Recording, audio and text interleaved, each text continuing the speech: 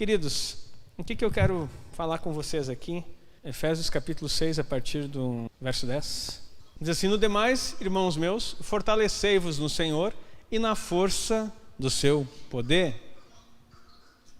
Revesti-vos de toda a armadura de Deus, para que possais estar firmes contra as astutas ciladas do diabo. Porque não temos que lutar contra carne e sangue, mas sim contra os principados, contra as potestades, contra os príncipes das trevas desse século, contra as hostes espirituais da maldade nos lugares celestiais. Segura até aí. Queridos, esse texto é muito usado para falar a respeito de batalha espiritual. E talvez você desconhece o assunto e nunca prestou atenção. Mas nós vivemos numa batalha. A sua vida é uma batalha. E algumas pessoas escolhem travar essas batalhas sozinhas. Outras pessoas procuram ajuda para que possam travar essas batalhas.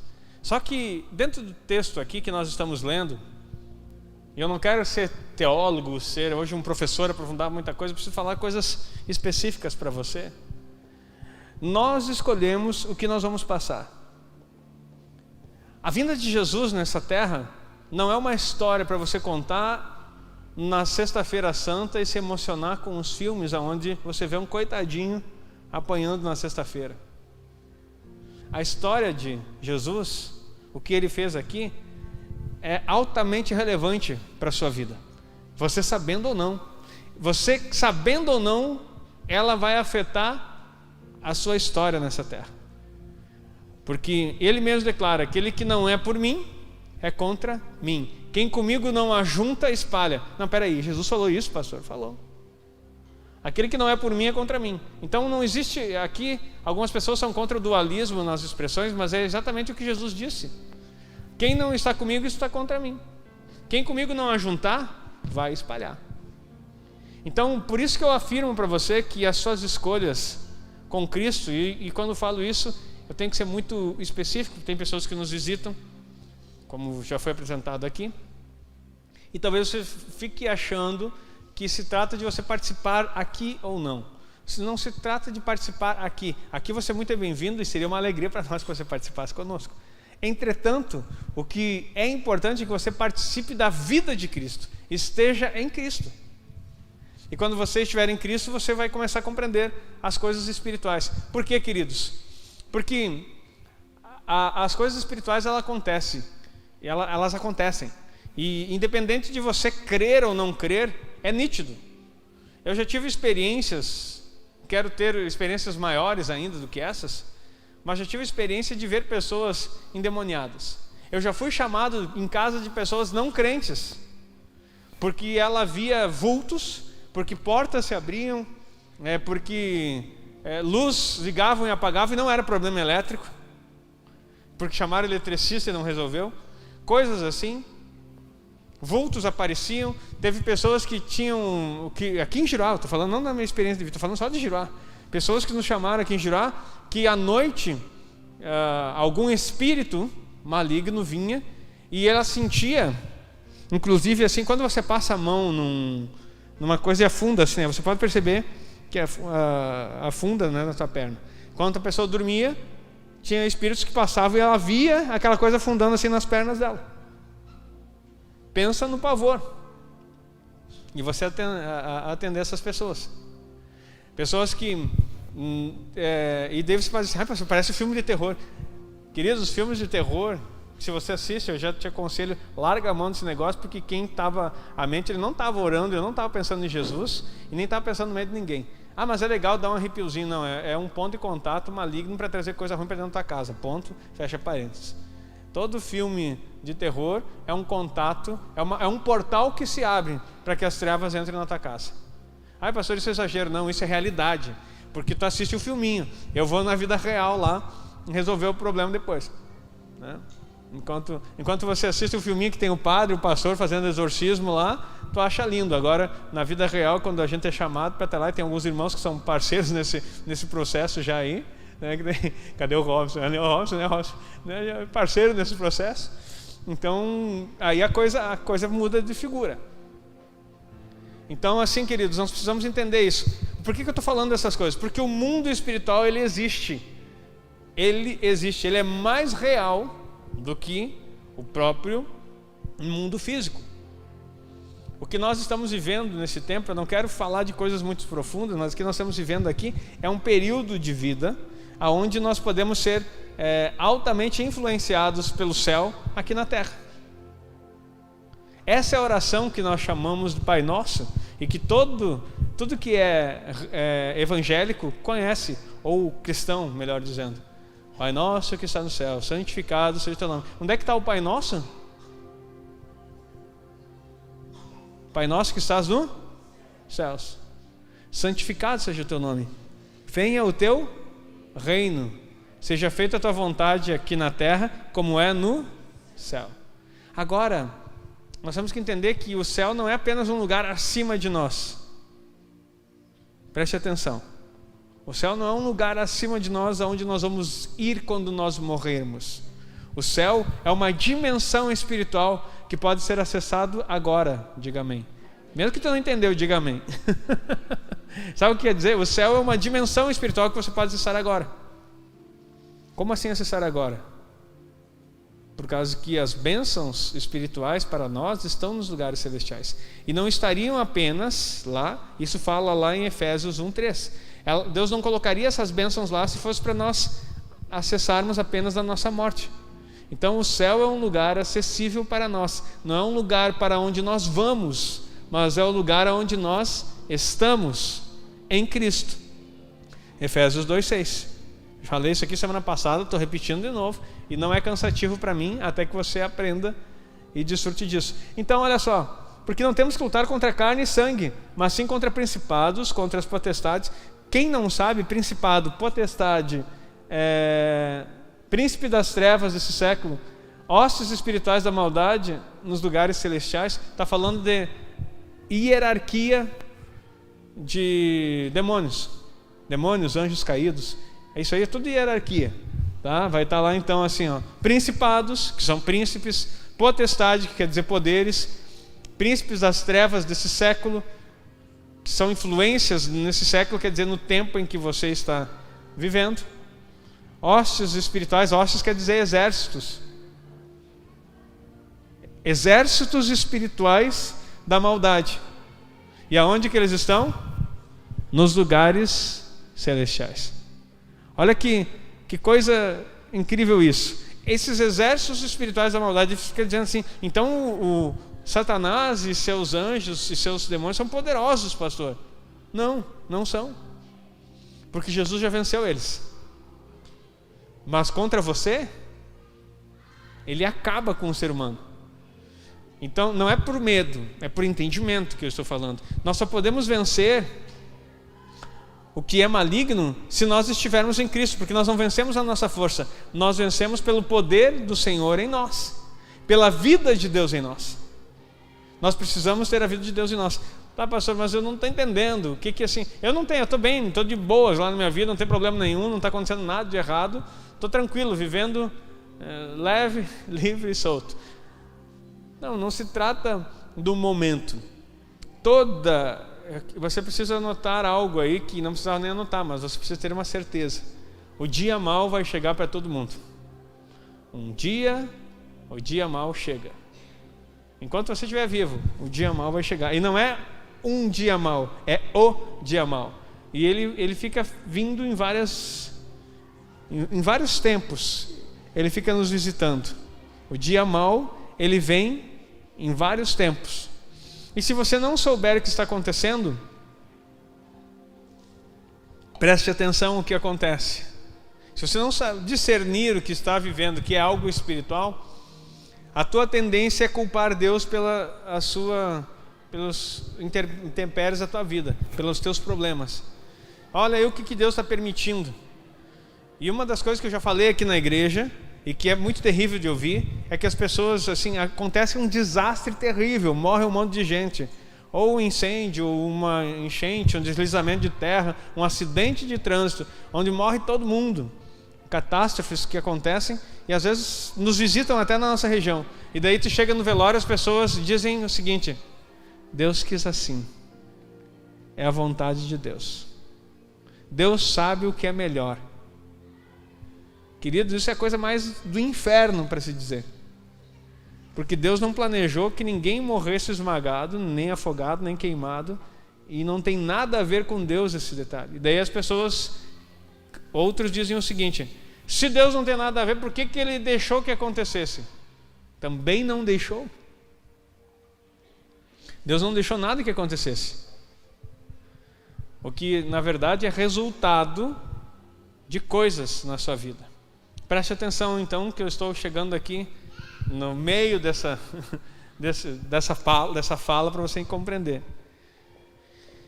Na sua vida, enquanto você não está em Cristo, você está fora dele. E quando você está fora dele, assim como o Gadita está ali vestido e com a roupa que lembra que ele está debaixo da sombra do Onipotente, que é o nosso Deus, Salmo 91, muito conhecido. Quando você sabe que você está debaixo da sombra dele, ok, você está nele. Agora, se você não está nele, o que acontece? Você pode ser vítima de diversos ataques malignos na sua vida. E a partir do momento que você estiver em Cristo, por que a gente fala que Ele é o nosso Salvador?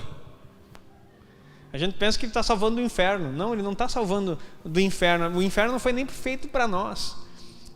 Mateus 25 diz que o inferno foi preparado para os diabos e os seus anjos. Ele está nos salvando de nós mesmos.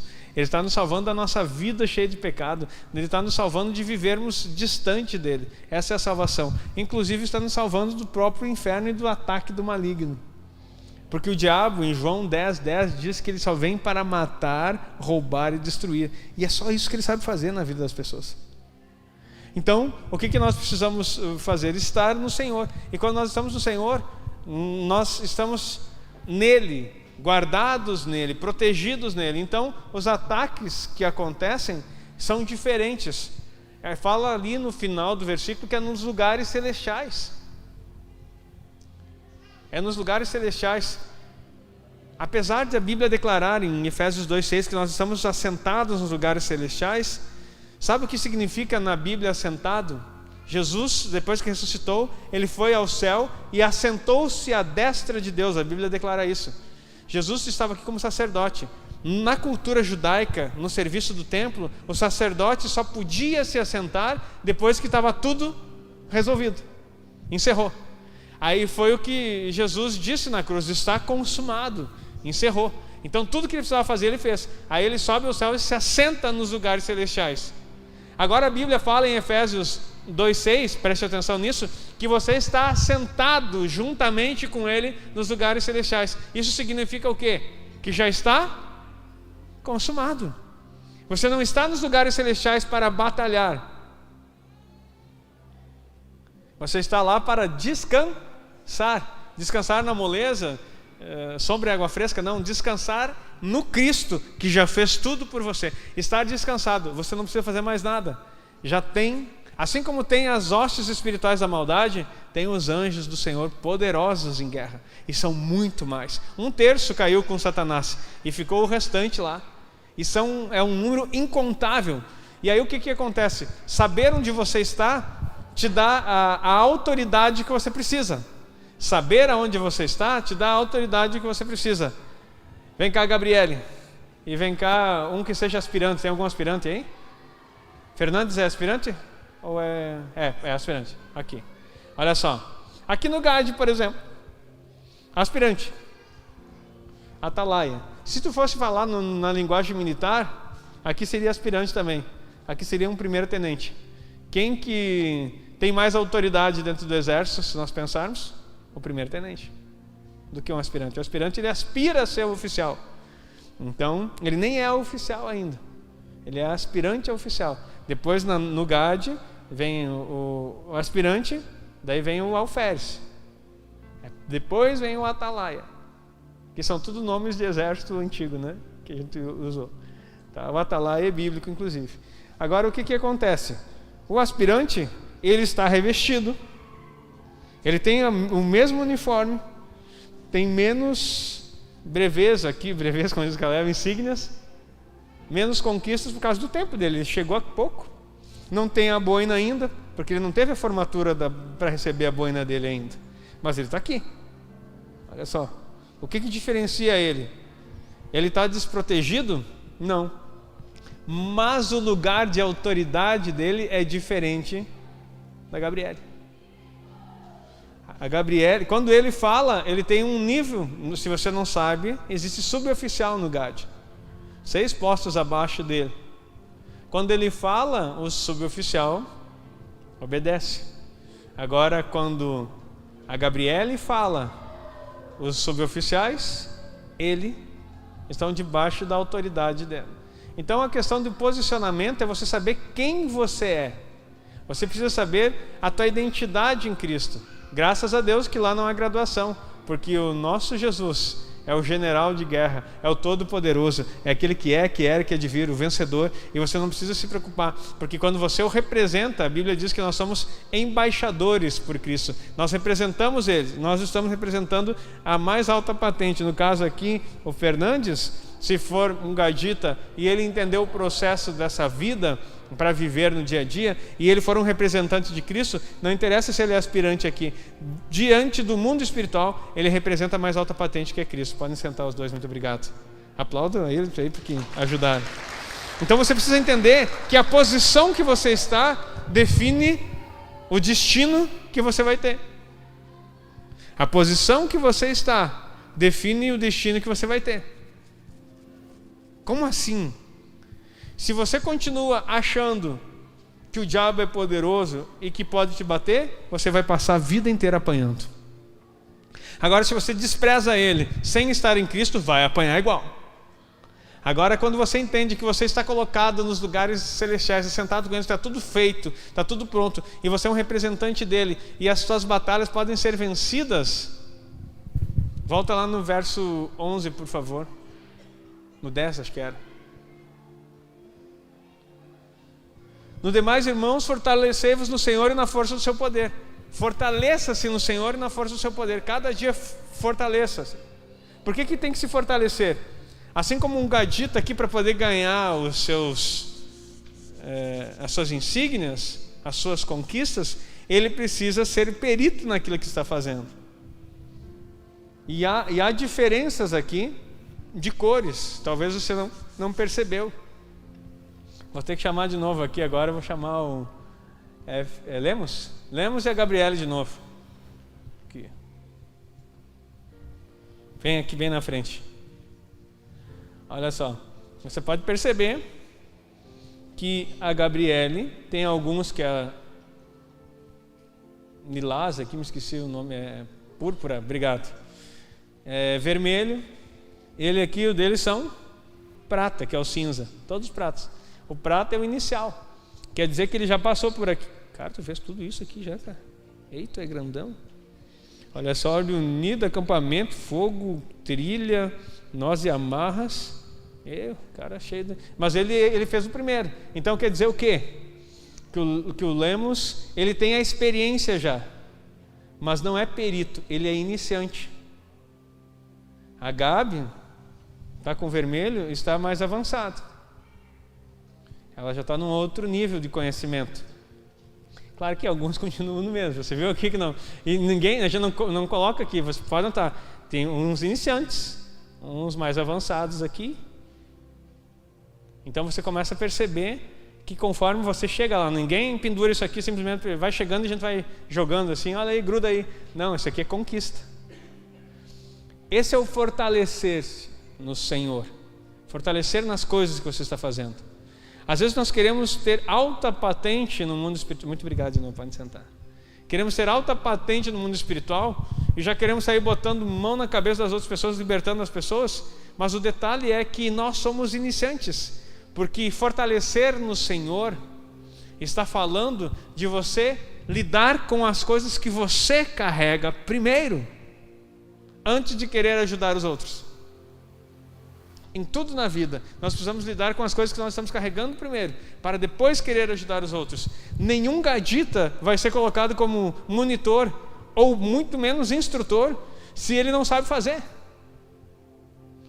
Aí eu pego Quem entrou hoje aqui aqui? O Ayrton, né? Nicodem ali ficou o nome. Vou colocar Ayrton, leva o pessoal todo e vamos fazer um rapel. Ele é um cara inteligente, ele vai amarrar o pessoal e vai largar lá de cima assim, ó, içado, né? Não vai deixar ninguém se machucar. Mas qual é a experiência? Tu tá sendo largado como se estivesse descarregando um móvel de um segundo andar. Agora, ele não sabe a técnica, ele não estudou ainda, ele está em formação, ele é voluntário para isso. Mas ele tem uma serventia que ele sabe. Tem coisas que ele sabe fazer e que ele vai somar muito no GAD com inteligência. Porque não é só o que nós adquirimos aqui, é o que nós já carregamos. Eu quero dizer para você, a Bíblia fala assim, cada um ande naquilo que já recebeu. Então não queira andar naquilo que você não recebeu ainda. Ande naquilo que você já recebeu. E você vai cada dia se aperfeiçoar. E nesse fortalecer-se no Senhor, então, você vai começar a ganhar as batalhas. Já expliquei aqui e vou repetir para você, que quando você está em Cristo, você não precisa mais se preocupar com os pecados que você comete. Não quer dizer que você vai viver uma vida à toa, mas você vai entender que o sangue de Jesus te purifica de todo pecado, diga amém. E é isso que é poderoso. Você falha, você anda, a Bíblia diz que nós devemos andar na luz. Estou numa luz aqui. Na luz dá para ver com perfeição o que está acontecendo. E a Bíblia fala lá em João 3, coloca lá para nós. João 3, 17, se não me engano, 18.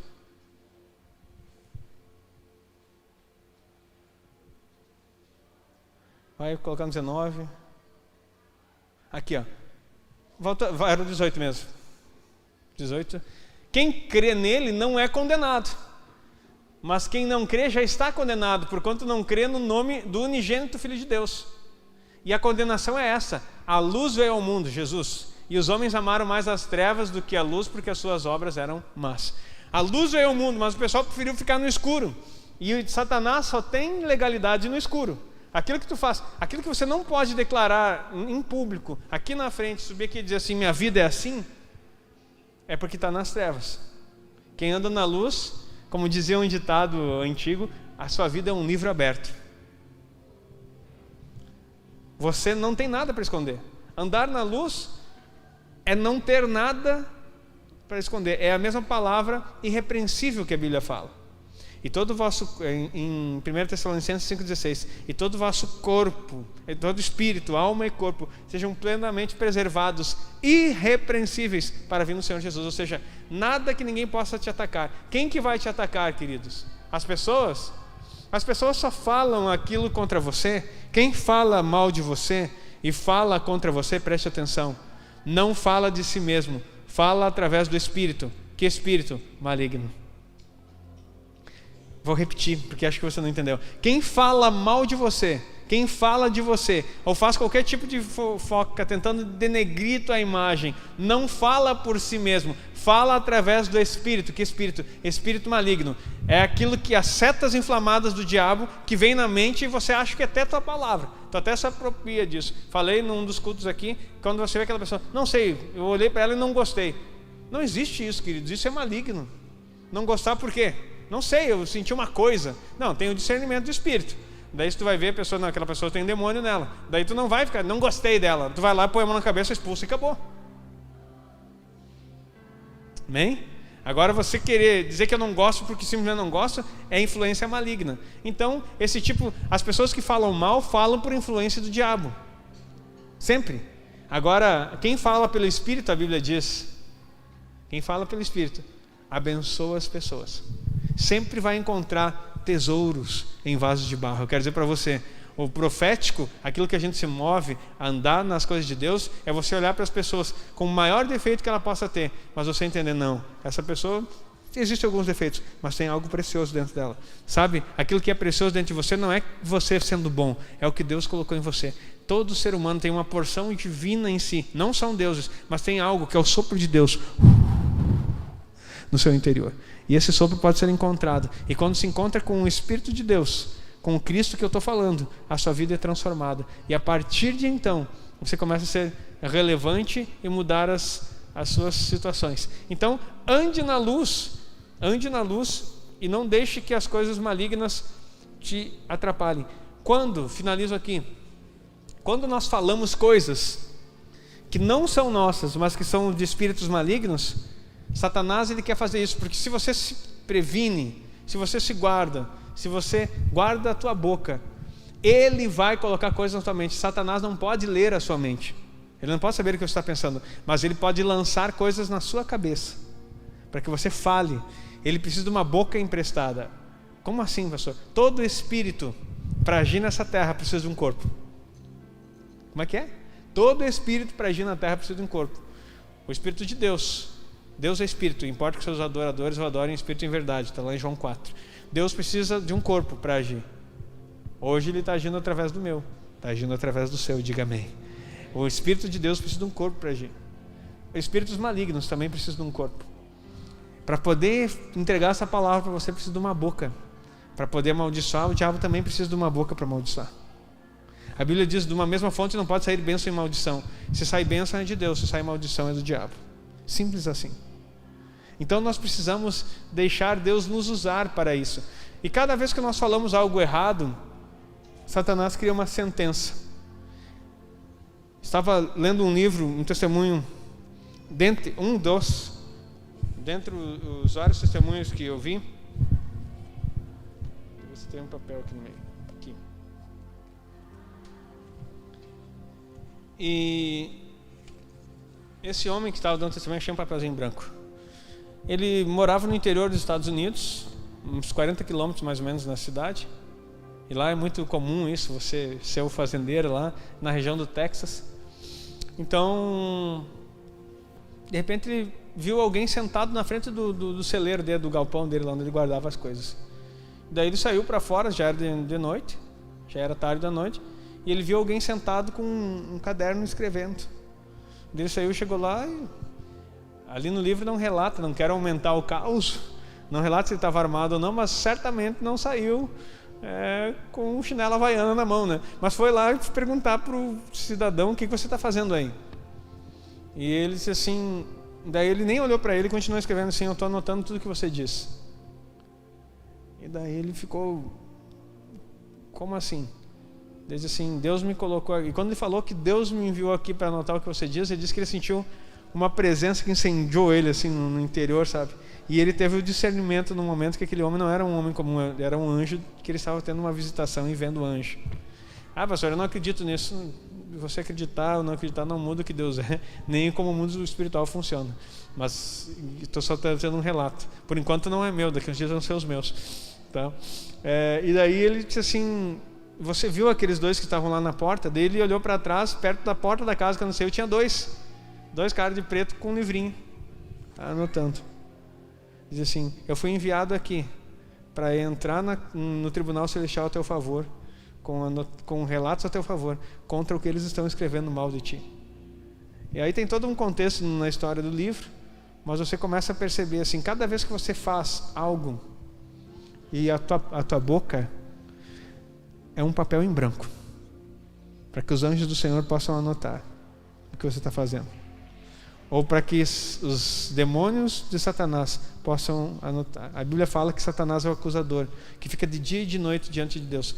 Jesus já resolveu toda a sua vida, e a salvação, se você creu em Jesus, não muda mais isso, diga amém.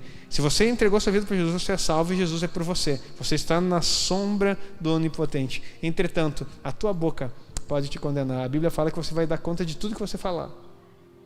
Vai ir a tribunal, vai ir a juízo. Então aquilo que você fala, você está entregando um papel em branco. E sabe por que acontecem as calamidades e as coisas ruins que nós temos que lutar aqui, que não é contra a carne nem o sangue? É porque os inimigos da nossa alma, os demônios liderados por Satanás, eles fazem acusações o tempo inteiro. E sabe como é que funciona o sistema?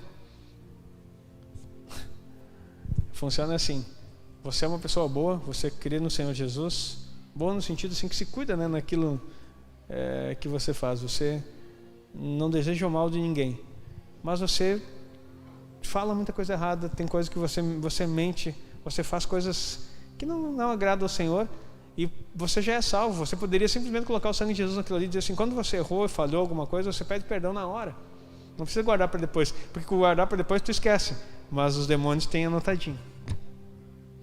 E aí o que acontece? O Senhor diz que nossas bênçãos estão nos lugares celestiais. E aqui o texto está dizendo que a nossa luta... Opa, volta lá para o texto que nós estávamos antes. Que a nossa luta não é contra a carne ou sangue, é contra os principados. Sabe o que acontece? Esses demônios chegam para Satanás e entregam na mão assim, ó, tem mais uma do Agnaldo aqui, ó, pega aí. E daí, lá diante do tribunal celestial, que o céu não é um lugar distante, é uma dimensão, e eles se apresentam o tempo todo.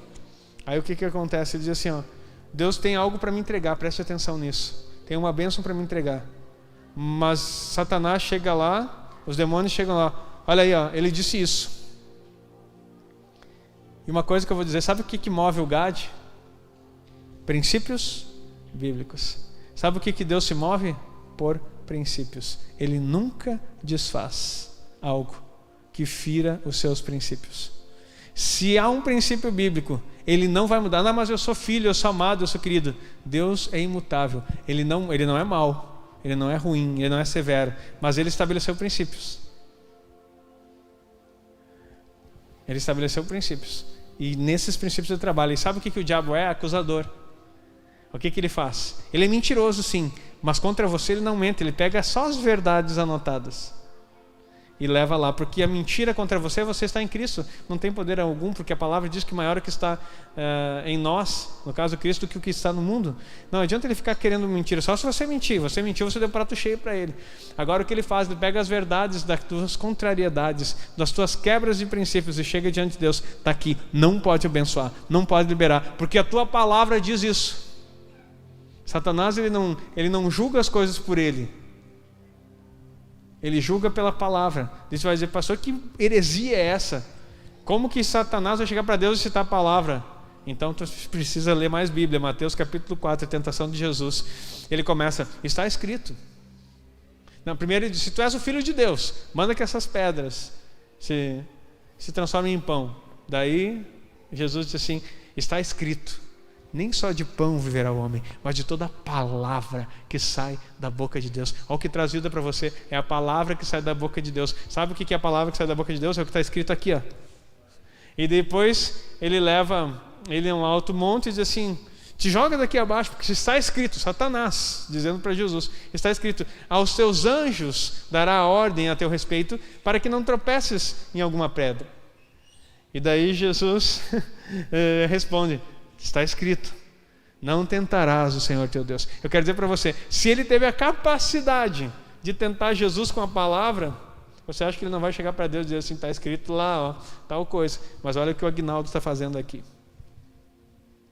E aí, esse tipo de ação bloqueia a ação de Deus ao teu favor. E daí o que tu faz? Tu chega diante de Deus, quando você cometer os teus pecados, quando você falhar em alguma coisa, e você vai chegar diante de Deus e vai dizer, Senhor, eu falhei, e coloca o sangue de Jesus naquilo que falhei. E sabe o que acontece? A sentença é anulada, e você pode dizer assim, e peço que seja removido dos livros tudo aquilo que é contrário à tua palavra. Sabe? E aí aplica o sangue de Jesus, sabe o que acontece? É removido. Tem anjos trabalhando nisso, queridos. O mundo espiritual funciona desse jeito. E aí o que acontece? Quando o diabo chegar lá e dizer assim, olha, e claro que você vai ter que assumir, de fato, eu errei. Você tem que concordar com o teu adversário. Tem um versículo que fala isso. Concorde com o adversário. O diabo vai sempre dizer que tu é ruim, que tu falhou, que tu pecou, que tu errou. Ele vai ter anotado todos os seus erros. E tu vai dizer assim, é verdade, eu errei.